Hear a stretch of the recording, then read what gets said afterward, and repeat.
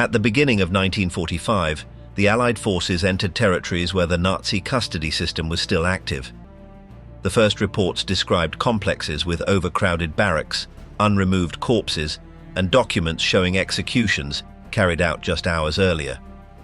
In Auschwitz, Majdanek, or Buchenwald, medical teams found warehouses full of classified belongings and recent mass graves that confirmed the repressive apparatus had remained operational until the final collapse. In Dachau, American soldiers shot several guards after inspecting trains loaded with dead bodies. In Czechoslovakia, partisans executed entire retreating SS units. In Silesia and Prussia, the Red Army carried out immediate reprisals when prisoners identified guards involved in abuses. In many camps, the combination of material evidence, direct testimonies, and SS personnel attempting to hide their insignia turned capture into decisions made in minutes. This documentary examines why, in those final days, so many SS guards were executed upon capture. From escort to instrument of domination, the origin of the SS. The history of the SS began with a simple assignment within the National Socialist Party. In mid-1925, Julius Schreck received Hitler's order to organize a small detachment tasked with accompanying him closely during his public appearances. This initial unit, called Stabswache, was formed with followers who had already participated in similar groups created before the failed coup of 1923. Within weeks, that group was renamed Schutzstaffel, a name that reflected its role as a reliable escort during a period when the Nazi Party was trying to establish itself in various German regions. Its appearance also derived from previous units. Grey winter jackets used in the old Stabswache, black caps with the silver death's head, and armbands bearing the swastika were retained as visible distinctive features. The new formation kept these symbols to convey continuity within the party and to project an image of discipline and cohesion at local events. In September of the same year, Schreck sent official instructions to the regional leaders of the movement to form Schutzstaffel groups in every district. The memorandum explained that their main mission was to ensure security at party meetings and to strengthen the personal protection of Hitler when he spoke or visited a regional headquarters. The guidelines emphasized that these units were not to be seen as a military body or an improvised group, but as a set of reliable party supporters.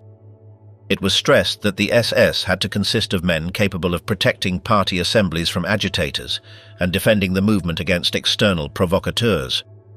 The text also pointed out that party discipline allowed no hesitation and that the tasks of regional leaders included recruiting new members and supporting the distribution of the newspaper Völkischer Beobachter. The message was clear. The SS was to be a structure of strict loyalty, created to order and secure the party's public activity. By the late 1920s, the SS remained a small group integrated into the National Socialist Party's security environment. In 1926, Himmler was already leading the protection troops in his region, and in 1927, his work in organizing party events contributed to his appointment as Deputy Reichsführer SS. At that time, the SS acted as an auxiliary group dedicated to ensuring that party activities proceeded without incident. Himmler's work at the Munich headquarters deepened that function. Coordinating the presence of the SS at events involved logistical responsibilities, personnel control, and assignment of duties in situations where the leader's security was the priority. This turned him into a figure able to influence how the SS was used in public and brought him closer to the movement's leadership core. In those years, as the party expanded its territorial presence, Himmler took on administrative and propaganda tasks that placed him in a position to reform the organization internally. Between 1929 and 1931, the central leadership of the SS went through different administrative models. First, there was the so-called SS Oberstab, headed directly by Himmler and divided into areas of administration, personnel, finance, security, and racial matters. This structure was replaced in 1932 by an agency called SS Amt, led by Ernst Bach, responsible for managing administration, reserve personnel, and medical services. At the same time, political security relied on the intelligence service directed by Heydrich, while racial issues were entrusted to the office headed by Darré. The rapid growth of the Nazi Party and the SS on the eve of 1933 allowed Himmler to increase his staff with full-time specialists, replacing party veterans who until then had held technical functions. This process shows how the SS ceased to be a mere escort group and became an expanding administrative structure with broader internal competencies. From January 1933, with Hitler's rise to power, Himmler and Heydrich began a decisive transformation. They integrated various state police structures under SS supervision, extending their authority beyond the party sphere. To manage that incorporation, the Führungsstab was initially established, a liaison body responsible for coordinating relations with official agencies. After the death of the former Prussian officer who led it, responsibility passed to Himmler's direct collaborators, although the solution proved insufficient. This led to the creation of specialized offices, the Hauptämter, which assumed increasingly broad functions within the police of the Reich. Among these new entities, the SS Hauptamt stood out. From 1935, it was directed by Kurt Wittje and centralized operational coordination, consolidating the role of the SS as a fundamental actor in the internal security of the state. With this administrative apparatus in motion, the SS began to assume a growing role in internal security matters. At the same time, the concentration camp system began to expand under its supervision. From 1936 onward, the number of detainees increased year after year, accompanied by the opening of new centers in different regions of the Reich. Although the present chapter does not address the repressive functions of these sites, it is necessary to point out that control of these facilities strengthened the SS's presence within the state and broadened its influence in matters of surveillance and custody. This growth demonstrated the SS's capacity to manage increasingly complex structures, a trait that would prove decisive for its later military expansion. The militarization process began shortly after the party came to power. The first armed SS units emerged as permanent service detachments that complemented political security tasks. These groups evolved into a modern force modeled on the German army, but organized in parallel. From 1934, a complete system of recruitment, training and logistics independent of the army was developed, with officer schools, institutes for non-commissioned officers, medical centers, research and development facilities, and operational commands equivalent to higher military structures. This evolution made clear that Himmler had no intention of limiting the SS to police or administrative functions. He sought to give it its own military role, relying on the prestige of the German military model to ensure efficiency and internal recognition. The creation of these units generated tensions with the army, which viewed the development of an armed body outside its authority with suspicion.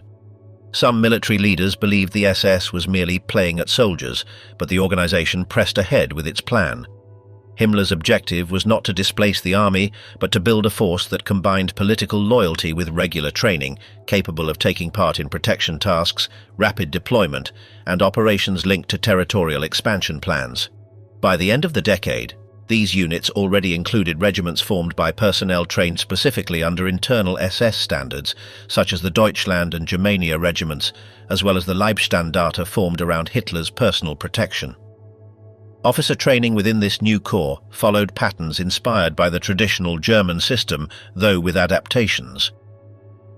The schools included physical instruction, basic weapons handling, and collective discipline practices. Although candidates were expected to arrive with some experience gained in regular units, the training centers still devoted time to teaching basic techniques. Even so, their programs were not particularly innovative, but they did achieve the goal of forming a professional corps more diverse than similar institutions of the time. Officer selection retained a strong political component.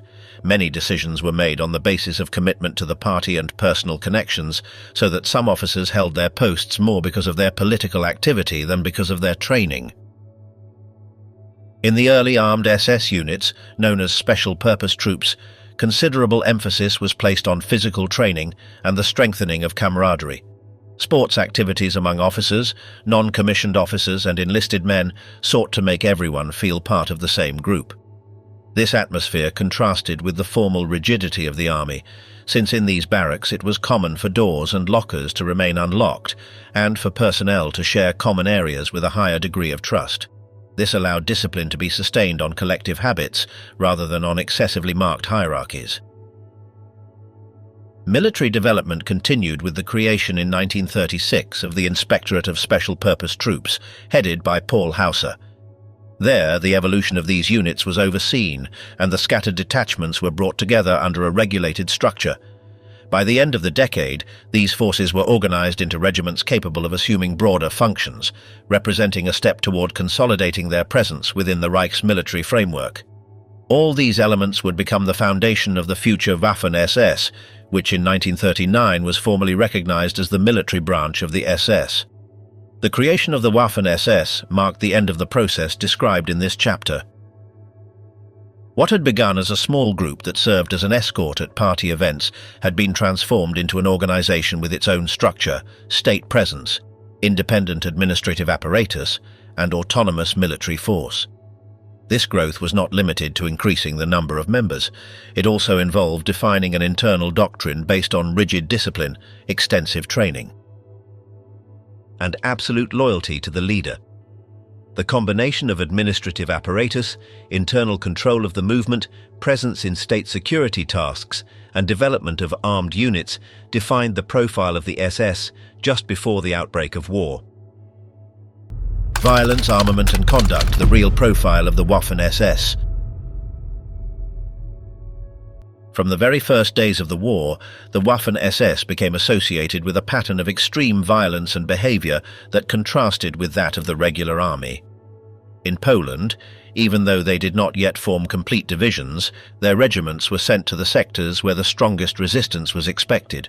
In urban combat and fortified positions, they suffered casualties far higher than those of the Heer, and while army commanders attributed this to lack of preparation, SS officers insisted that they were deliberately assigned the hardest points, feeding the perception that their role was to break through by aggressive and frontal use of force. That image was consolidated in 1940 during the advances through the Netherlands and Belgium. The Leibstandarte crossed the burned-out remains of Rotterdam after the German bombing, advancing amid ruins and active fires. In France, the mark of brutality was sealed with the Paradis massacre. More than 100 surrendered British soldiers were lined up next to a barn and machine-gunned by a company of the Totenkopf division. The wounded were finished off on the ground. Although internal documents mentioned the event only with euphemisms, testimonies from reservists and complaints recorded at SS headquarters, which spoke of improper practices, revealed that this crime was not an isolated episode. After the Western Campaign, new reports described systematic reprisals by the Totenkopf, destruction of villages where resistance had occurred, deliberate arson, and brutal treatment of prisoners. From then on, the division was regarded as a formation that operated outside Wehrmacht standards, a perception that would only grow stronger in the following years. The expansion into the Balkans added another dimension to the repressive role of the Waffen-SS. With the increase in guerrilla activity in Serbia, Croatia and Bosnia, the mountain division Prinz Eugen was created, intended to operate against partisans through sweeps, destruction of hideouts and violent control of villages. Its recruitment eventually depended on pressure and threats, revealing the increasingly coercive nature of the SS machine. Its anti-partisan operations included burning villages, indiscriminate arrests and destruction of agricultural resources, reinforcing its role as an instrument of regional repression. On the Eastern Front, the collaboration of the Waffen-SS with the mobile killing squads added an even darker component to their reputation. Although operational command of the massacres fell to the security police, SS units provided personnel, vehicles, and logistical support in areas where mass shootings of Jews, political commissars, and civilians accused of aiding partisans were carried out. Subsequent documents and testimonies placed SS platoons in locations such as Minsk, Mogilev, or Kiev, strengthening the direct association between their combat units and systematic murder operations. Meanwhile, divisions such as Das Reich stood out in the major mobile offensives in Ukraine and in the battles for Kharkov. Their combination of rigid discipline and modern equipment, MG-42 machine guns, Panther or Tiger II tanks, fed their reputation as a fearsome force. These resources, massively integrated into their companies, gave their formations firepower far superior to the German average. But that combat power was accompanied by extreme violence. Several HERE documents record executions of Soviet soldiers attempting to surrender and reprisals against villages suspected of supporting guerrillas, including complete destruction and shootings after summary interrogations.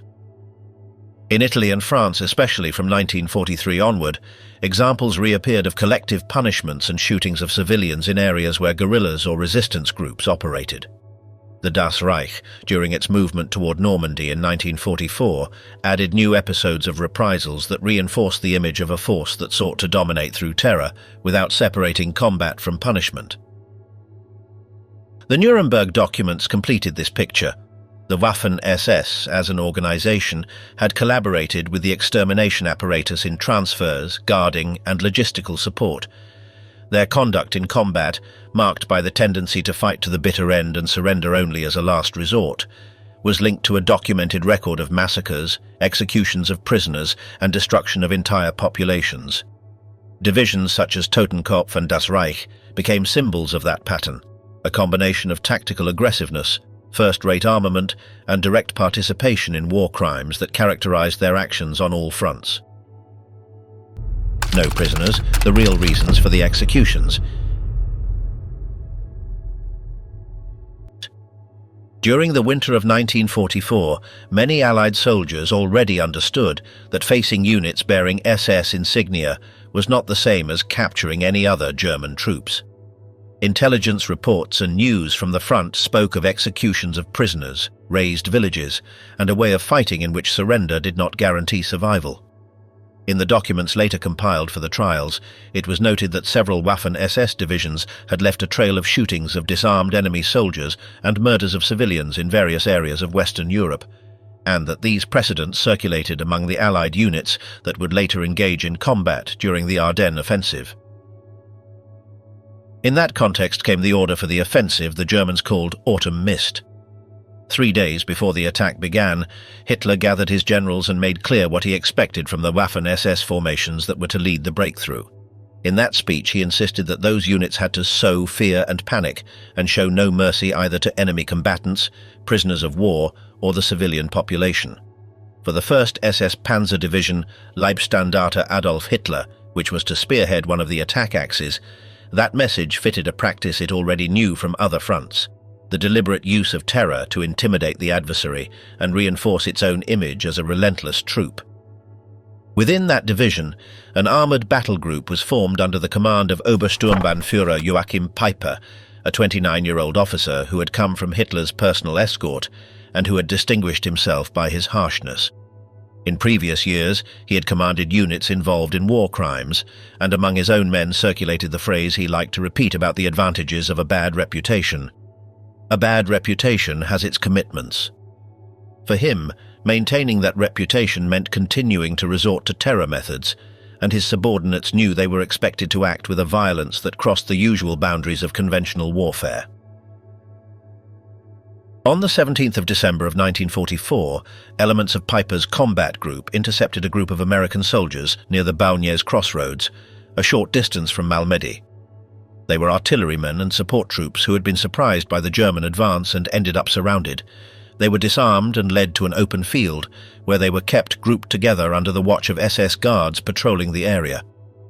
Throughout that morning, several witnesses recorded bursts of automatic weapon fire and sequences of shooting that did not correspond to regular combat exchange. When it ended, the ground was covered with bodies. Only a few men managed to escape, crawling among the corpses or taking advantage of moments of confusion to run toward the nearby woods.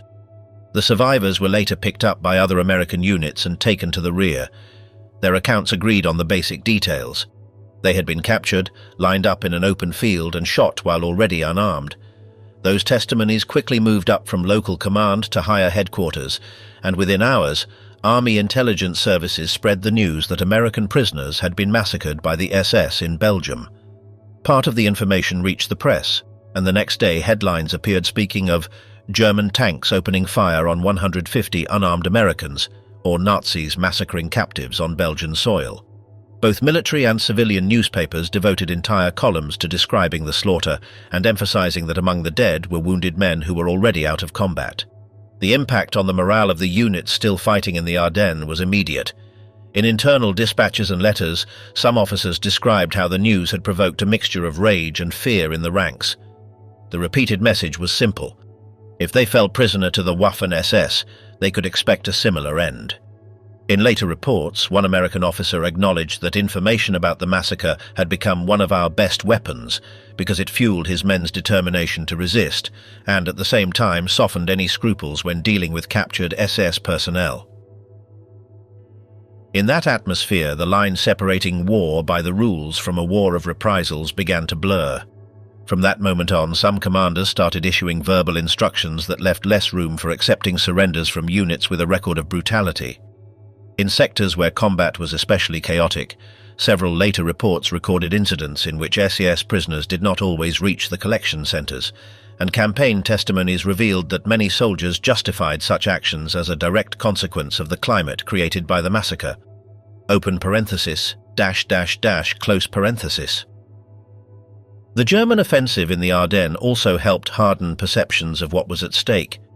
The Americans faced a surprise attack in winter conditions, with isolated units, disorderly withdrawals, and pockets of resistance that held out with little information about what was happening just a few kilometers away. In that climate of confusion, rumors about the massacre mingled with stories of American columns that had vanished after falling into SS hands.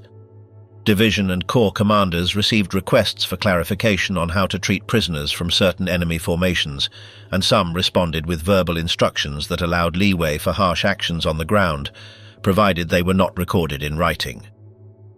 The very defendants in the Dachau trial for the Malmedy massacre acknowledged in several interrogations that they knew the treatment of prisoners was a matter loaded with mutual tension.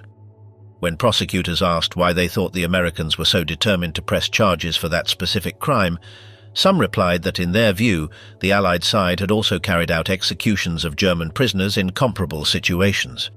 One of them remarked that American soldiers had committed similar crimes and not just once, and used that phrase to relativize what had happened at Baugny.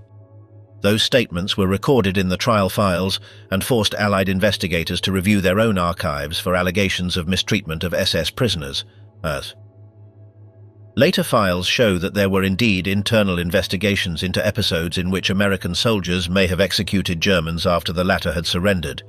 Some documents mention that the United States Senate received letters from officers concerned about the impact of such accusations on public opinion and on the legitimacy of the war crimes trials.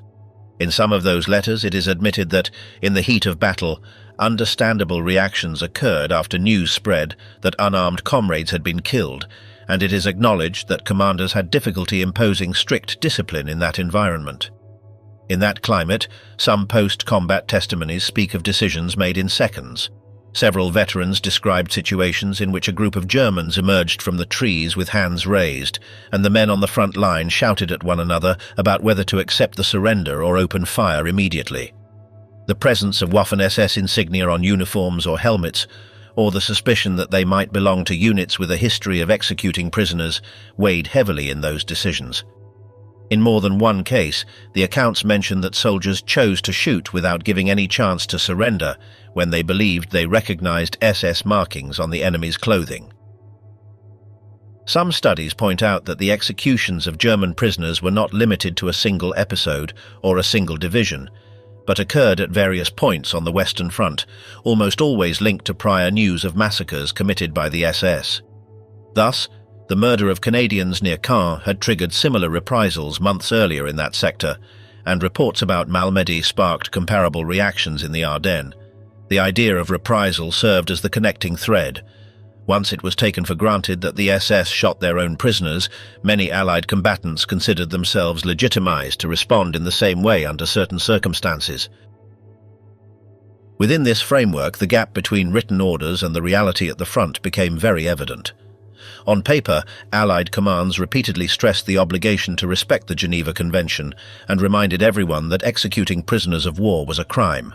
In practice, reports compiled by later historians show that this principle was not always upheld at the lowest levels of the chain of command, especially when company or battalion officers shared their men's resentment and preferred to look the other way while acts of revenge took place. In some cases, those officers used vague wording in their reports to avoid recording shots fired at surrendered men, describing the events as fallen in combat under confused circumstances. Post-war interrogations of the American soldiers themselves who had fought in the Ardennes and in other sectors where the Waffen-SS operated reflect a certain acknowledgement of this phenomenon. Several interviewees admitted that, after learning about Malmedy, it became easier for them to justify a comrade shooting a surrendered SS man. Others recounted having heard verbal orders that prohibited taking prisoners from certain German units, or that left open the possibility of resolving the situation at the place of capture.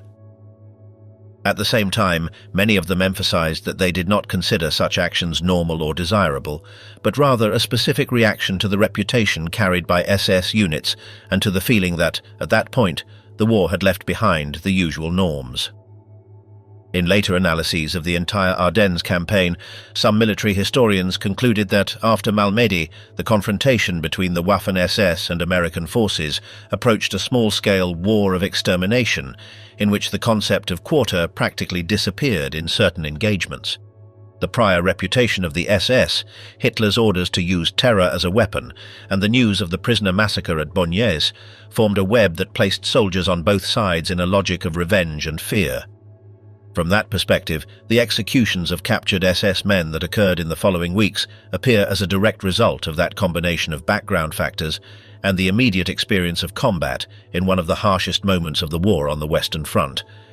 When hell opened, the day the world saw the camps. At the beginning of 1945, Allied forces were advancing through territories of the Reich that still housed a considerable number of camps. The collapse of the regime had accelerated the evacuation of tens of thousands of prisoners from facilities located farther east, and the forced marches left a trail of dead along the routes. When British, American and Soviet vanguard units began to penetrate areas where these complexes remained active, reconnaissance units reported that the situation inside was different from anything encountered in other military installations. The reports described chaotic movements of civilians, columns of inmates wandering without clear direction, and fenced compounds whose condition suggested that something abnormal was happening inside. In the vicinity of Majdanek, near Lublin, the first Soviet soldiers observed remains of structures that did not fit any standard military facility. The barracks showed signs of hasty abandonment, and there were piles of personal belongings scattered on the ground. Some reconnaissance teams found unburied corpses in the surrounding area, which already indicated that this was a place where a population had been confined until very recently. Survivors who could still walk approached the soldiers in a state of extreme exhaustion and with visible signs of serious illness. The Red Army sent reports to their commands describing scenes that exceeded any previous experience on the Eastern Front, and delays in evacuating the prisoners were explained by the urgent medical care these cases required. Mayo. The evacuation marches that preceded the Allied arrival had caused thousands of additional deaths. From January 1945, Nazi authorities ordered the forced displacement of tens of thousands of prisoners toward the interior of the Reich. These columns advanced in winter conditions, with insufficient food and no rest. Guards were instructed to shoot anyone who could not keep up the pace. On routes connecting camps such as Auschwitz with facilities in central Germany, corpses marked the way. Soviet soldiers advancing westward documented the presence of frozen bodies along secondary roads, many dressed only in striped uniforms. The scale of these traces showed that the system had not collapsed due to lack of organization, but had continued to function until the very last possible moment. As the Red Army advanced further west, facilities such as Auschwitz delayed their evacuation as long as possible. When Soviet columns crossed their outer boundaries, they found warehouses filled with belongings classified by type, clothing piled in mountains, and depots saturated with human material that revealed the scale of what had taken place there. Among the buildings lay bodies abandoned in ditches or shallow graves, many still wearing striped uniforms or makeshift blankets. The teams conducting the first medical inspections confirmed that a large portion of the prisoners who remained alive required urgent care for typhus, dysentery, and advanced states of starvation. During the Soviet entry into these camps, the reaction toward custody personnel who had not managed to escape was immediate. Testimonies collected later indicate that guards still wearing SS insignia or armbands were separated from the rest and placed under direct surveillance. Prisoners who could still move approached the Soviet soldiers to identify those who had held command positions. In several camps where the Red Army arrived before most Nazi authorities had fled, the response consisted of summary executions in the assembly yards. The Soviet assault units, made up of troops who had spent months in urban and rural combat, regarded SS members as highly dangerous enemies, and the situation inside the camps only reinforced that perception. Soviet protocol toward German prisoners on Reich territory was already severe before the liberation of the camps, but after entering these compounds, the attitude hardened even further. Political officers of the Red Army responsible for maintaining ideological discipline among the troops reported to their superiors that Soviet soldiers displayed barely contained rage while inspecting the facilities. In some sectors, battalion commanders allowed their men to act with autonomy when dealing with captured SS personnel, understanding that any attempt to impose restraint would create tension within the ranks. This stance reflected both the experience of the brutal occupation suffered by the Soviet Union and the conviction that those responsible for such places deserved no protection under conventional rules of war. When American troops entered camps such as Flossenbürg or Buchenwald, they encountered scenes that surpassed any previous record. In Flossenbürg, upon passing through the main gate, they observed bodies stacked beside the crematoria and dozens of corpses scattered among the barracks, some in positions suggesting death during forced evacuation attempts. The survivors could barely stand, and many collapsed while trying to greet the soldiers. The 90th Infantry Division noted that the guards still inside the compound displayed obvious nervousness, and that some attempted to hide their insignia beneath civilian clothing taken from the warehouses.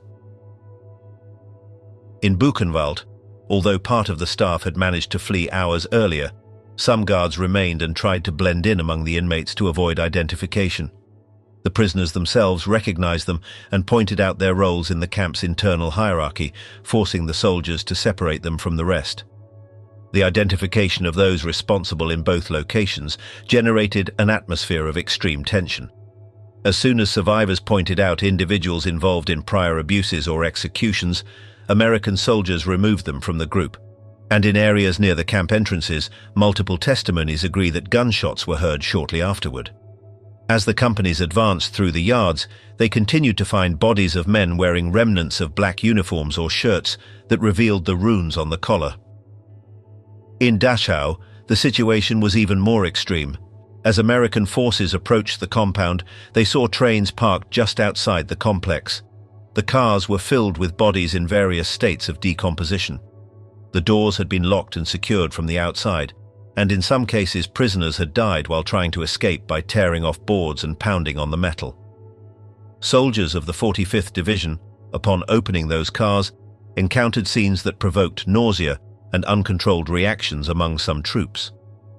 Medical reports prepared later indicate that most of the deceased had died from starvation, disease, and complete lack of care during the final days of transport.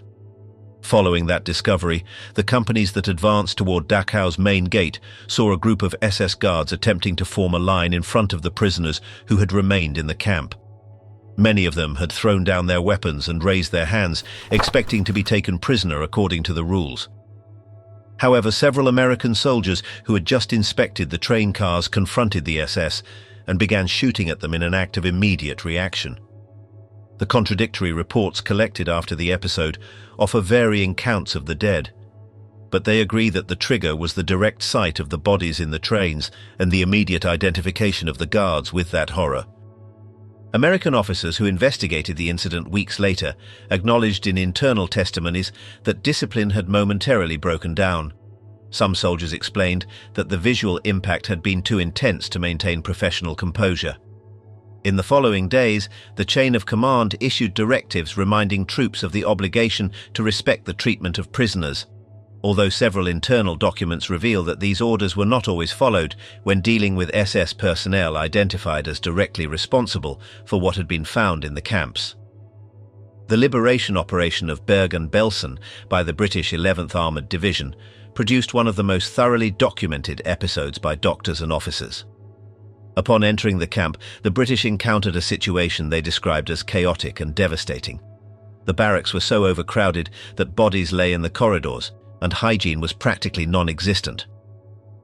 The SS authorities still present in the camp attempted to negotiate an orderly handover, claiming that the situation had spiraled out of their control due to the number of sick prisoners. However, British officers discovered warehouses full of food that had not been distributed and an improvised hospital lacking almost all basic supplies. The reaction among the British troops was one of evident rage toward those responsible. Security units located guards who were still wearing their uniforms or parts of them, and tension escalated when prisoners identified specific individuals as responsible for violent acts, assignment of deadly work details, or executions. In several cases, it was recorded that British soldiers allowed prisoners to approach the detained guards. In certain areas of the camp, inmates attacked SS members with sticks, stones, and tools they found on the ground. British officers did not intervene until the situation began to get out of hand, and several sources indicate that some guards died before discipline was restored. On the Eastern Front, where the Red Army had endured years of brutal occupation, the response toward SS guards captured in newly liberated camps was even more swift and merciless. In places where hardly any structures remained standing, the Soviets gathered the surviving prisoners and allowed them to identify SS members who had not managed to flee. A group of Soviet soldiers, accompanied by security officers, listened to direct accusations from inmates who mentioned violent orders and summary executions. The identified guards were taken to isolated areas and shot at close range.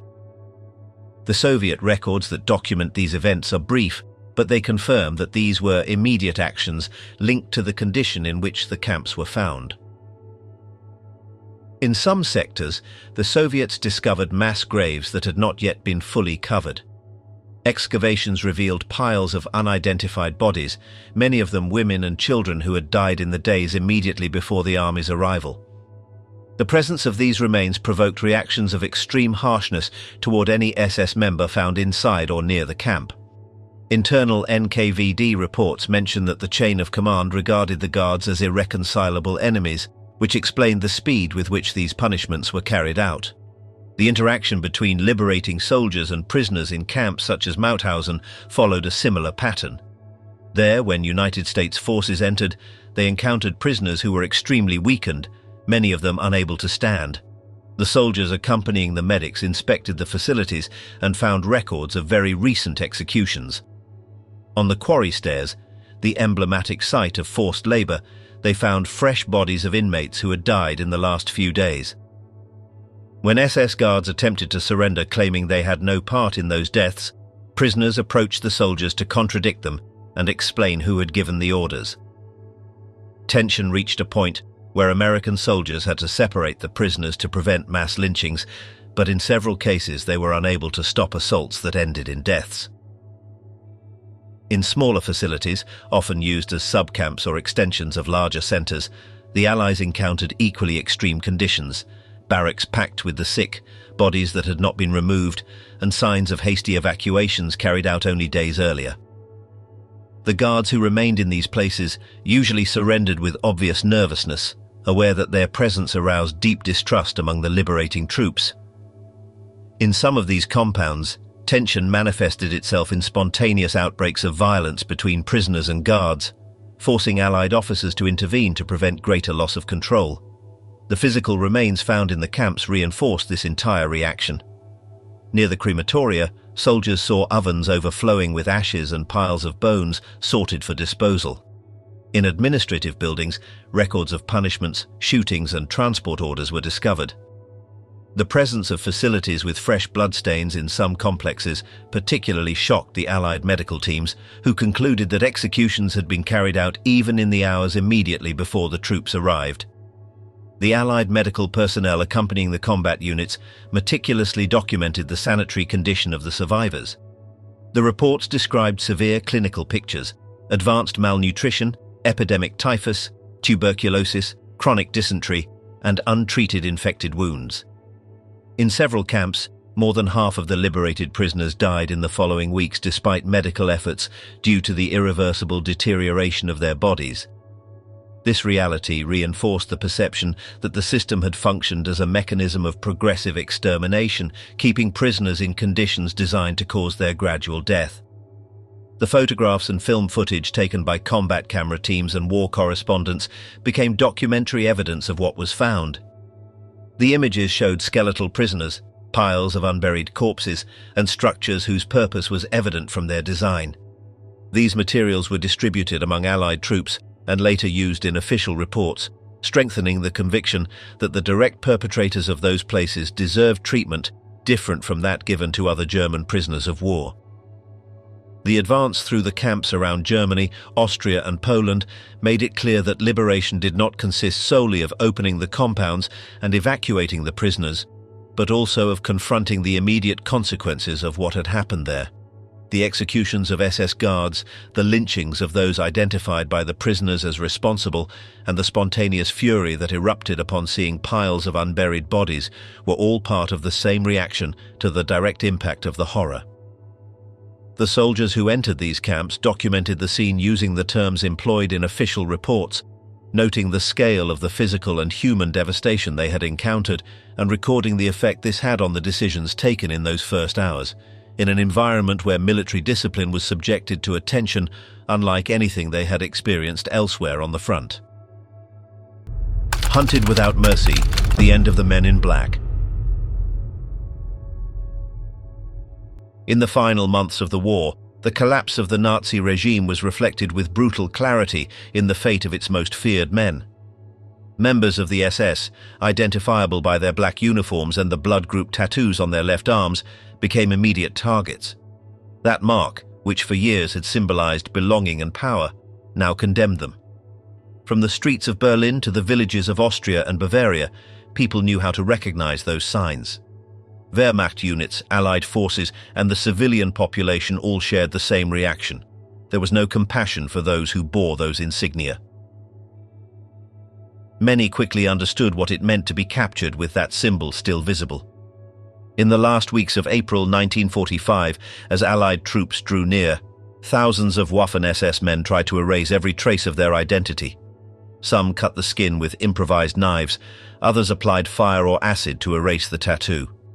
Physical pain was preferable to the risk of being recognized. In makeshift hospitals and abandoned houses, soldiers could be seen with bandages on their arms, claiming to have suffered combat wounds. Those who failed to remove it sought long-sleeve shirts or bandages to cover the mark. The blood group tattoo, introduced in the SS during the 1930s as a quick medical identification measure, had become the most incriminating mark of all. Usually located on the inner side of the left arm near the armpit, it consisted of the letters of the blood group followed by the SS symbol. During Allied interrogations, intelligence teams developed specific protocols to check that area of the body on every suspected prisoner. Attempts at removal were detectable. Recent scars, burns, or deep cuts in that precise spot were considered sufficient proof of SS membership. The identification manuals distributed among Allied forces included detailed instructions on how to recognize these attempts at concealment. The once feared Waffen-SS divisions disintegrated on the roads of Germany. Officers and soldiers stripped off their uniforms, threw insignia into rivers, and buried medals in the ground. Some looked for civilian clothes, others stole documents to assume false identities. Trains packed with refugees were the ideal hiding place for anyone who wanted to disappear. The line between combatant and civilian blurred as defeated columns mingled with the fleeing population. In cities such as Hamburg, Munich, or Vienna, rumors about SS crimes spread rapidly. Images of the newly liberated camps stirred barely contained rage among the German population. When freed prisoners returned and told what they had seen, many citizens vented their hatred on former uniformed men. In some villages, people hung improvised signs reading "No SS here," and those pointed out on the street could be beaten to death. In Linz and in small towns of Bavaria, several former SS members were lynched by mobs. It was the reflection of a country collapsing upon itself. The German civilian population faced a particular dilemma in those days. On one hand, many inhabitants had supported the regime or simply lived alongside it for years. On the other, they now feared Allied reprisals and sought to prove they had not taken part in the crimes. Handing over or denouncing SS members became a way to distance themselves from the recent past. In several localities, provisional mayors organized house-to-house searches to identify those who had served in SS formations, thereby facilitating their arrest by the occupying troops. This collaboration, driven as much by fear as by accumulated resentment, accelerated the capture of many who were trying to hide among the civilian population. The final chaos of the Reich also meant that German forces themselves settled scores. Within the ranks of the Wehrmacht, many soldiers had built up resentment toward the SS for having received preferential treatment or for their fanaticism. In the days of surrender, clashes between the two groups were not uncommon. There are records of Wehrmacht units summarily executing SS members accused of looting or of causing unnecessary surrenders. In the last fighting near Prague, some commanders ordered their men to shoot anyone wearing the runes on their collar or helmet. To them, the SS represented the cause of total disaster. This phenomenon of internal executions reflected the collapse of the Nazi power structure. The Leibstandarte, the Das Reich Division, and other elite formations had enjoyed priority for years in supplies, equipment, and replacements, while regular army units operated with chronic shortages. This inequality fed a resentment that remained latent throughout the war, but exploded when defeat became inevitable. Wehrmacht officers who had witnessed SS behavior on the Eastern Front, or who had seen war crimes found in the final collapse, the opportunity to express their rejection. Some post-war documents record testimonies from regular soldiers who admitted having participated in executions of SS personnel during the last weeks of April and the first days of May of 1945, justifying it as a response to years of institutional humiliation. The collapse of the German political and military system left tens of thousands of these men without direction. In the days following May 8, 1945, the streets were filled with former SS members trying to blend in with civilians. Many headed south, hoping to surrender to the Americans or British, fearing capture by the Soviets. The roads of Austria and Bavaria were crowded with columns of soldiers walking without insignia, carrying suitcases or backpacks with only the essentials. In areas controlled by the Red Army, the situation was different. The Soviets made no distinction between regular soldiers and SS members. In many cases, they shot them on the spot. As Soviet troops advanced through eastern Germany and territories such as Silesia or Prussia, they intensified checks on males of military age. In many localities, immediate registration points were set up in squares or municipal buildings, where residents were examined and classified according to their possible participation in the Nazi apparatus. Suspects were held for later interrogation, while the rest were sent under escort to assembly points or to temporary forced labor to repair damaged infrastructure. In that climate of occupation and widespread distrust, any link to regime organizations could mean weeks or months of detention without formal charges. The Soviets applied broader criteria than the Western Allies for classifying prisoners. In addition to the blood group tattoo, they looked for scars from specific training, military documents, testimony from neighbors or unit comrades, and any sign of participation in anti-partisan operations. Soviet commanders received instructions to treat every SS member as a potential war criminal, which in practice meant that most would not survive captivity, or, at best, would spend decades in labor camps in Siberia. In the Western Zone, treatment varied. The Americans and British, although they followed the Geneva Convention rules, maintained strict protocols. Prisoners were checked one by one, searching for arm tattoos or suspicious documents. Military police units received lists with names and ranks. Interrogations were conducted in tents or requisitioned buildings, and prisoners were separated according to affiliation. Those who admitted belonging to the SS were classified as automatic detainees, meaning imprisonment for an indefinite period. Those who tried to deny their past faced a full physical examination. The Western Allies developed a complex administrative system to process the massive volume of prisoners. Classification forms were created with specific categories: members of the Waffen-SS, concentration camp personnel, Gestapo agents, Nazi party officials, and civilian collaborators. Each category involved different levels of detention and possibility of trial. Prisoner of war camps in France, Belgium, and Western Germany quickly became overcrowded, forcing authorities to set up additional facilities. In some cases, former SS barracks were converted into detention centers for their own members, an irony that did not go unnoticed by the prisoners.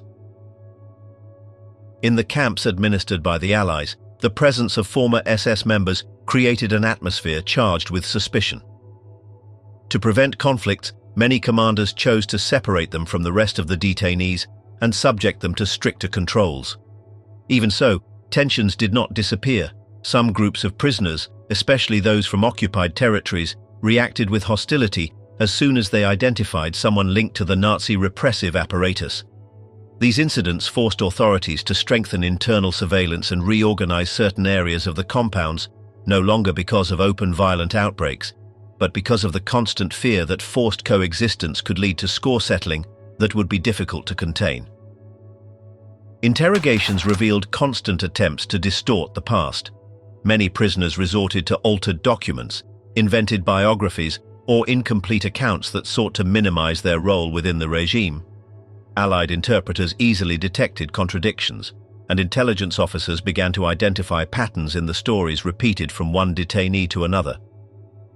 With that accumulated experience, the classification process was quickly refined, and in many cases it was enough to compare statements to discover who was trying to hide their true position within the SS structure. Among the most common strategies was claiming membership in administrative or rear echelon units, alleging they had not taken part in combat or repressive operations.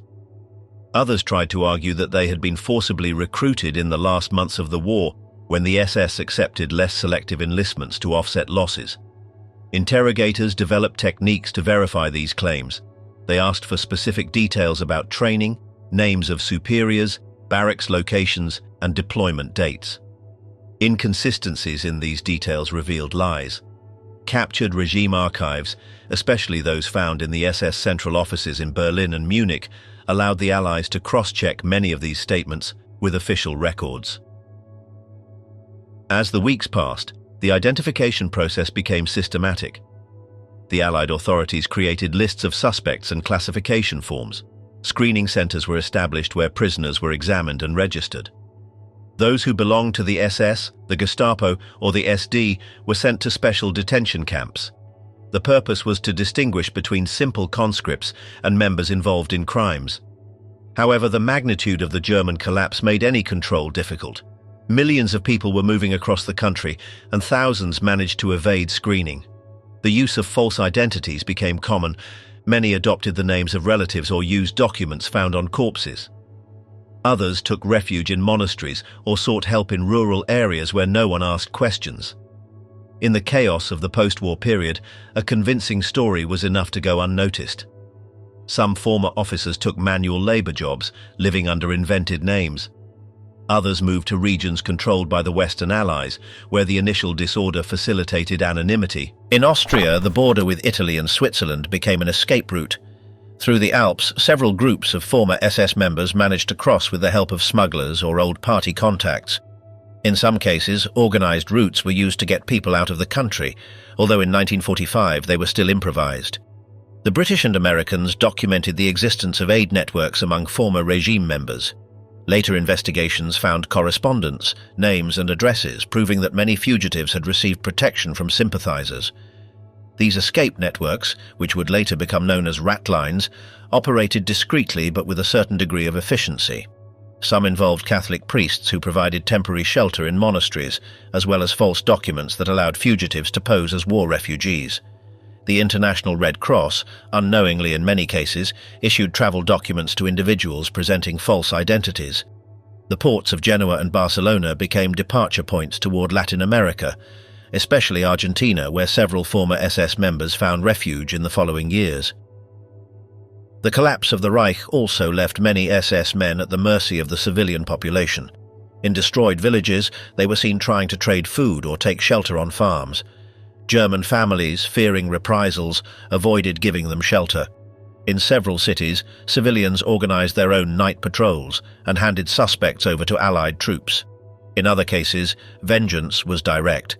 Men in black uniforms were beaten or hanged in public squares. In Hamburg, a crowd dragged an SS officer through the streets before military police arrived. Photographs from those days show bodies in ditches without insignia or identification. The process of capture and classification lasted months. Allied intelligence reports mentioned figures speaking of hundreds of thousands of detainees. Among them, more than 80,000 were identified as members of the SS. Most were sent to internment camps where further interrogations took place. In many cases, the prisoners insisted they had only followed orders or had never been in combat. Allied officers had to differentiate between the ordinary soldier and those implicated in crimes. The Nuremberg lists became the reference for deciding who should be tried.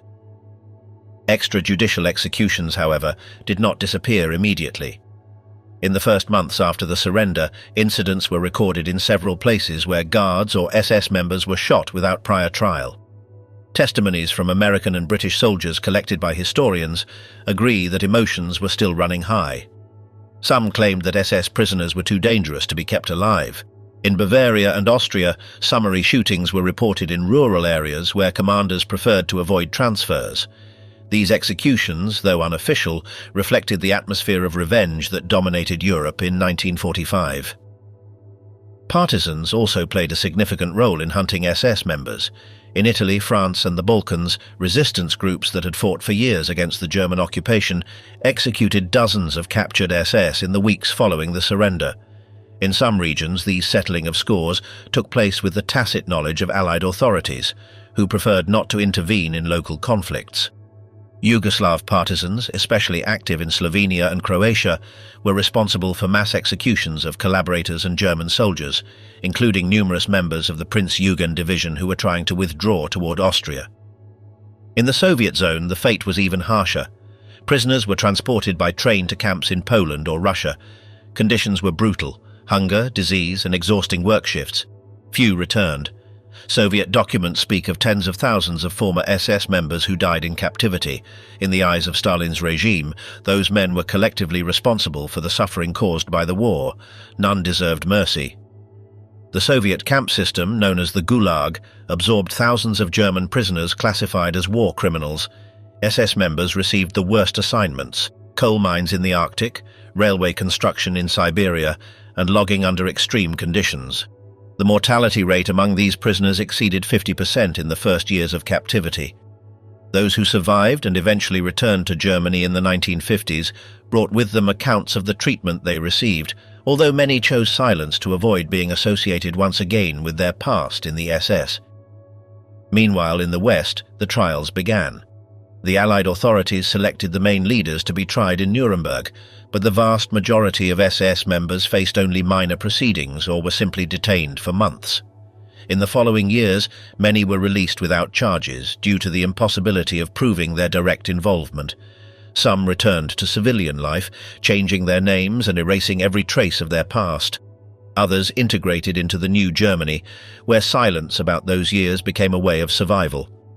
Later archives revealed that several former SS members even managed to obtain public jobs or work in companies rebuilt after the war.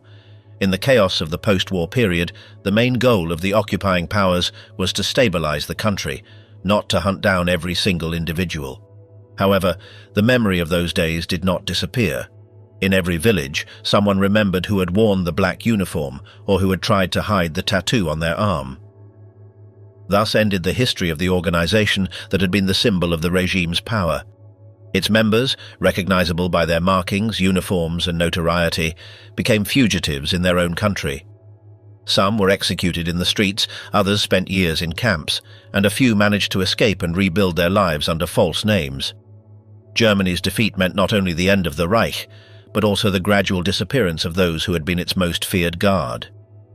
In that chaos of 1945, amid ruins, hunger, and revenge, the fate of the men of the SS was sealed without trial or redemption.